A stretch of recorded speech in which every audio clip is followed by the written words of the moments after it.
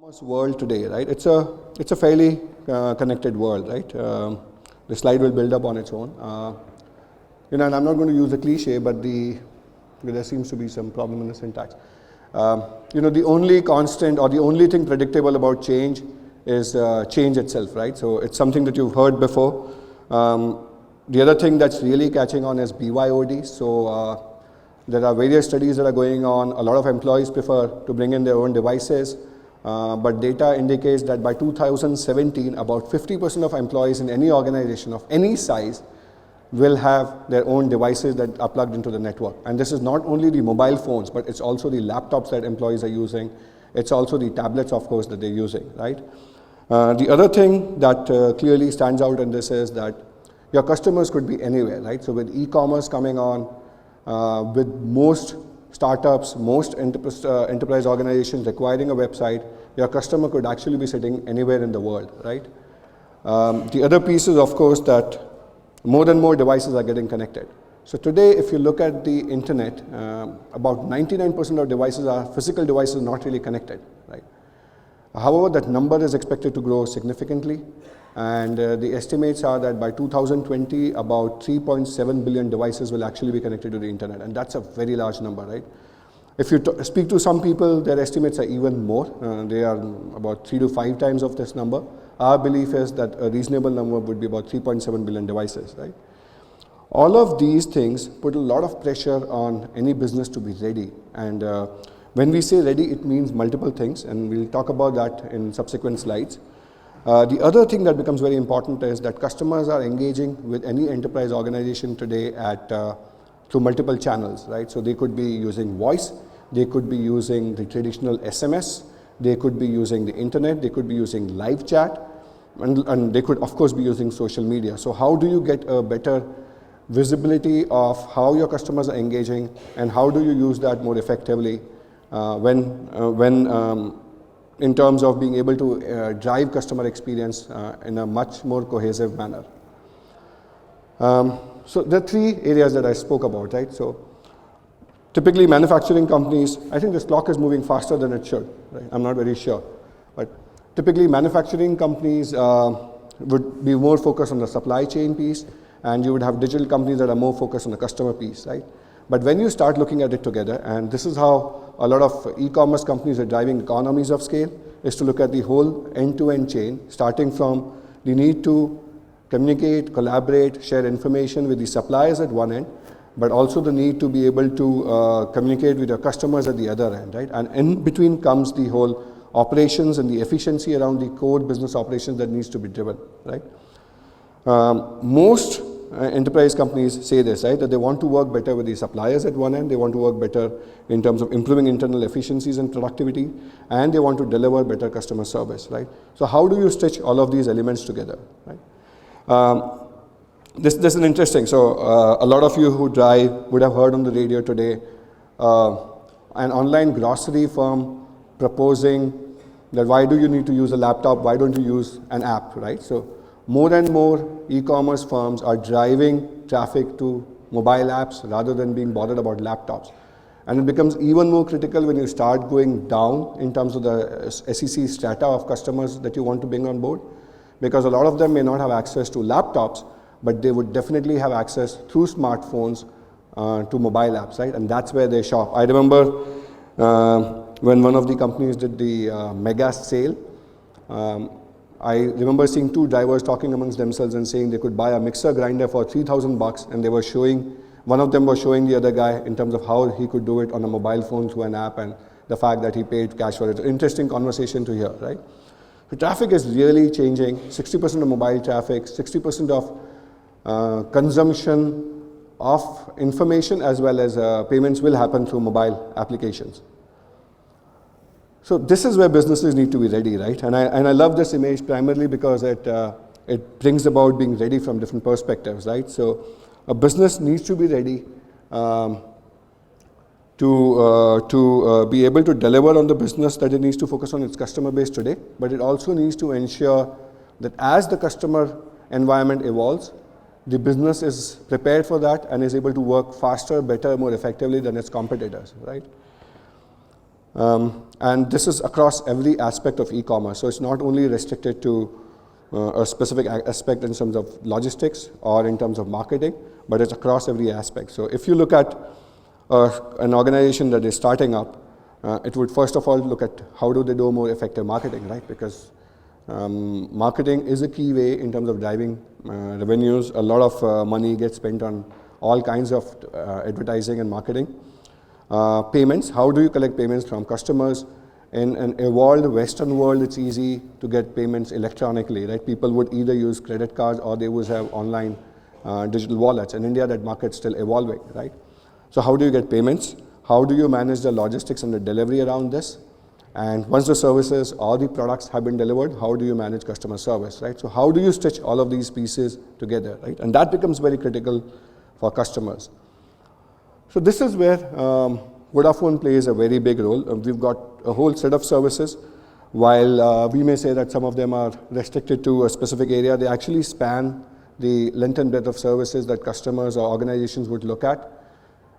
They could be a startup, they could be looking at marketing more effectively, they could be looking at collecting money from their customers, they could be looking at logistics and delivery in terms of how the products get delivered, or they could be looking at delivering better customer service. So the needs that customers have around mobile voice, data, security, having a presence on the internet, having a presence across mobile apps, having connectivity, being able to, within for the internal operations, be able to collaborate, be able to manage all of this in an OpEx model. So a lot of organizations present here today use cloud very effectively, and that's something that is increasingly becoming a necessity. Anything which is directly customer related is something that could be spent, that money could be spent on upfront, but anything which is more related to the operational aspects of the organization, most organizations prefer to drive them through an operating payment model, right? From a targeted marketing perspective, how can you use IVR more effectively? A lot of customers that are being targeted may not necessarily have access to some of the smarter means that are looked at, such as email. They may possibly require voice. SMS again becomes a very strong medium to be able to reach out with the D&D norms coming in through TRAI. Some of the challenges around promotional SMS marketing have been overcome, so it's not as intrusive as it used to be a couple of years ago, where in 2011 you would get bombarded by multiple SMSs a day. A lot of them having no clue as to why they came in. I, for example, used to get a lot of messages telling me how I could lose 10 kilograms in a week, how I could grow more hair, and I don't know how they managed to do such effective targeted marketing, right? But they could. Mobile payments is also something that's very critical, and that's where one of the products we have called M-Pesa comes in. It's again a relatively well-kept secret. We do fairly large transactions. We've got a significant number of customers on board. We've got a fairly large number of money that goes through our systems today, and it's turned out to be very successful. One of the advantages of M-Pesa from a product perspective is that the customer does not necessarily need to have either a credit card or a bank account to put money into the wallet. They can walk into a Vodafone store, they can pay cash, let's say 1,000 rupees, and they would have a digital wallet that is created for them, right? And that itself makes it very powerful and effective to be able to target a lot of customers in the semi-urban, rural areas, or even migrants into the urban areas who really do not have access to credit cards or banking accounts, right? Again, from a logistics and delivery perspective, M2M is something that a lot of people talk about, right, in terms of improving the communications and the effectiveness upon that. I'll touch upon a case study a little later on in my presentation. And then, of course, Vodafone Location Tracker, we call it VLT internally. How do you know where a specific employee is? So, for example, in e-commerce, when cash on delivery is done, often there is a challenge. A guy drops into iPhones, picks up 1 lakh of rupees.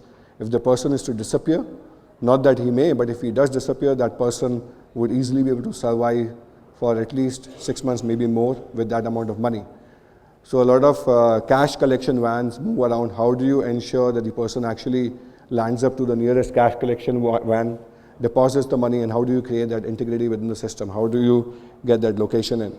And of course, customer service, right? So toll-free service, this is something that is a requirement from customers. And more so, how do you, when you're working as a borderless organization, how do you work with customers internationally? So how is it that you could work across countries and drive that?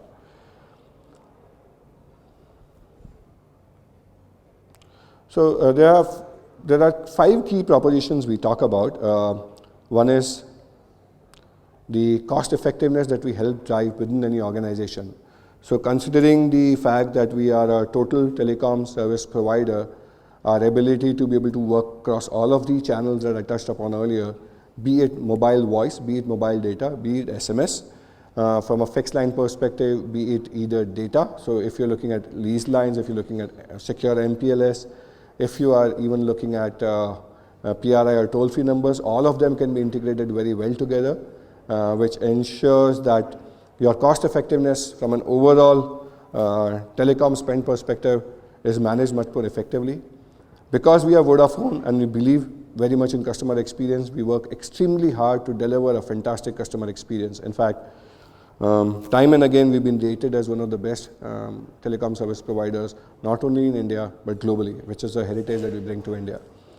We have also worked very hard to bring in a lot of flexibility on the solution offerings that you get in terms of how they are structured, but also in terms of the commercials that are attached around it, and your ability to be able to exit from the solutions offering.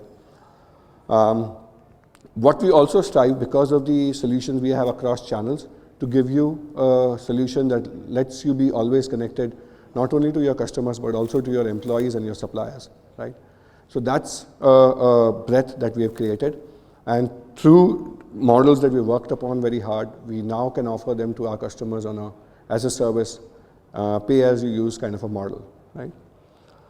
So our strengths, these are again some points that a lot of our customers have not really been aware of. We've got about, now the number's been updated now, we have close to 150,000 kilometers of fiber across the country, which is a fairly large network that we have created. We've invested heavily in this. We've got about 150 international POPs. All our switches are IP, which means that all our data can flow in a very digital manner. We've got about 400 plus domestic POPs. We've already rolled out 4G in Gurgaon. A lot of you would be able to experience it. If you haven't, please visit our booth outside and you can change your Vodafone 3G SIM to a Vodafone 4G SIM. Today we just announced the rollout of our 4G network in Mumbai, and very soon we'll also be announcing rollouts in other cities. So we've been expanding very rapidly, very quickly on this. And we have about 124,000 base stations distributed across the country. So that gives a fairly wide range within India. And if you're looking at being connected to your customers, your suppliers across other parts of the globe, we have about 640,000 kilometers of submarine cable that we have now laid out. It's also part of the acquisition we did of Cable and Wireless a few years back, right? So that's again provided significant strength to us. In addition, we have SuperNOC, which is out of Pune, which provides 24/7 management and performance monitoring for our customers. So we are proactively able to observe the traffic patterns, observe the performance, and be able to work with you to ensure that you do not suffer any downtimes, right?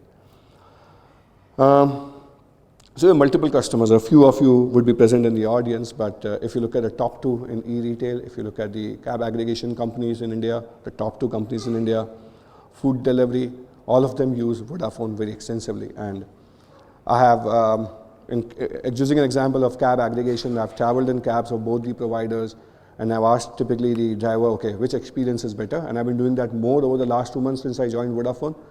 And inadvertently, the response is, so we prefer Vodafone network because of the consistency we get in terms of the quality, and the network is very sticky. So that's something again that we've had. And we've got a host of other customers that we work with across India and across Delhi. A couple of case studies. So if you look at a Kindle, and if you were to get a GPR, a connected Kindle from the US, for example, that Kindle is today, when you bring it to India and you can still connect to download your books on that Kindle, it's over the Vodafone network. So we are the company that has embedded Vodafone SIMs in each of those connected Kindles that come in today, right? So That's something that very few customers are aware about, very few users of Kindle are aware about. I had a Kindle, I had a first generation Kindle, and I really didn't know what was going on with it till I actually saw this and I realized, okay, this was Vodafone, right? The other interesting example is M-Copa. So this is a pay-as-you-use service that is provided in Kenya, started out in 2012.